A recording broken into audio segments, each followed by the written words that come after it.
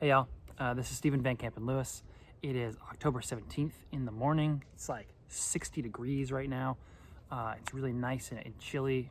Should be hot again later today though.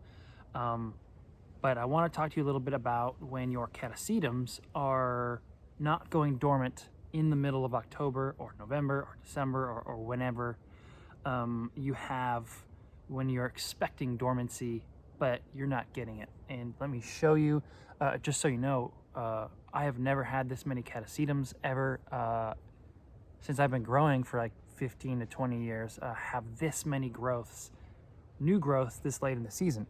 So I figured it's a good time to talk about it.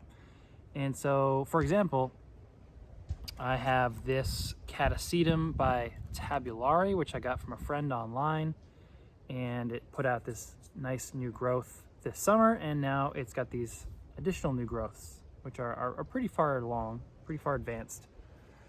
I've got another one here. This is Catasetum Black Knight, and you can see it just wrapped up blooming, and for like the third or fourth time this year. But you can see it grew on this. It just finished up growing this bulb, but it's about halfway through on this bulb. And this new bulb is sort of squished there, but it's already putting out a bloom spike. I don't know if you can see that, kind of, maybe. And I've got lots of other examples of these plants that are apparently not reading the same books that I am. So what do you do? What am I gonna do?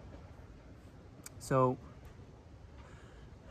you know, basically what I'll have two classes of plants in about a month from now. Those that are basically going dormant or are dormant, and we'll get this sort of typical Catasetum treatment for winter, which is no water until the new growth in the spring has roots that are about this long, 4 inches or so, at minimum.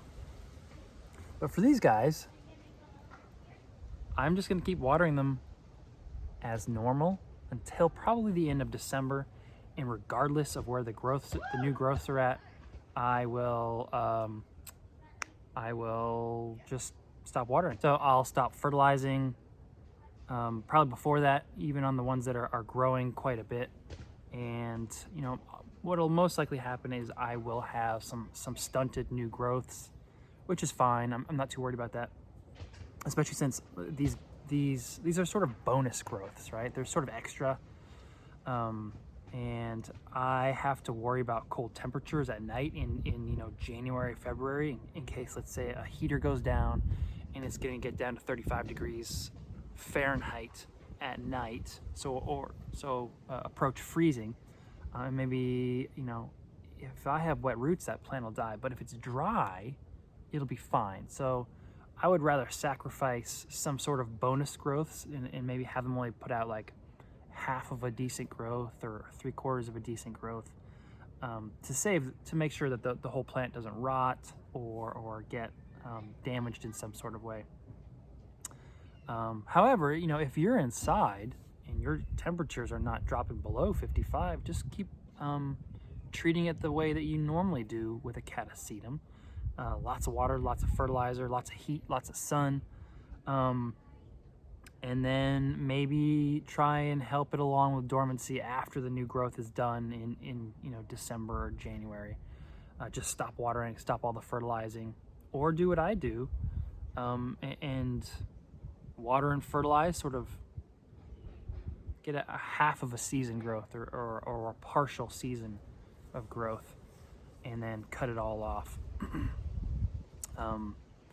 You know, there's also, last year I experimented, actually, I think, with this Black Knight, or another one of these large ones that are like right here. It sort of put out a new growth about this time of year, and I was like, let's see what happens, and I just didn't water it. And it grew and matured and became, the bulb ended up being about this. You know, the normal bulbs are on that one are about this tall, so that bulb came out to be about that big. It just looked like a stunted new growth. Plant was fine. Started growing in the spring as normal.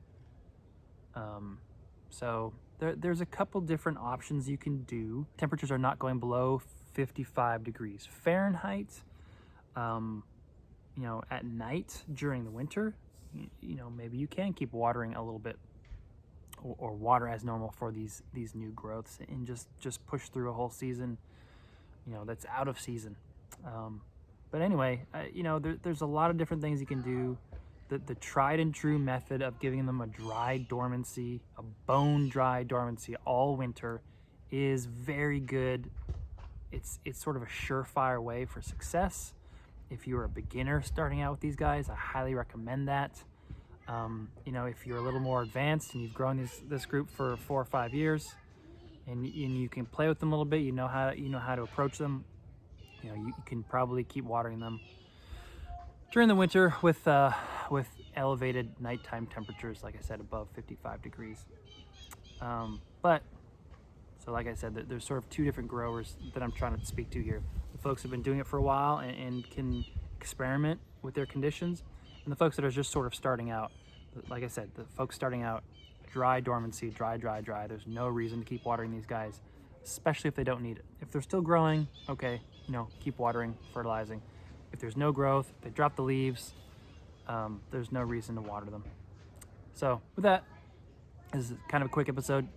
Let me know if you have comments in the comments section, and if you found this useful, give me a thumbs up, subscribe, and you know, give me some more ideas for future videos. I know there's a lot of questions out there, and I appreciate all of them, and I try to answer every single one. See ya.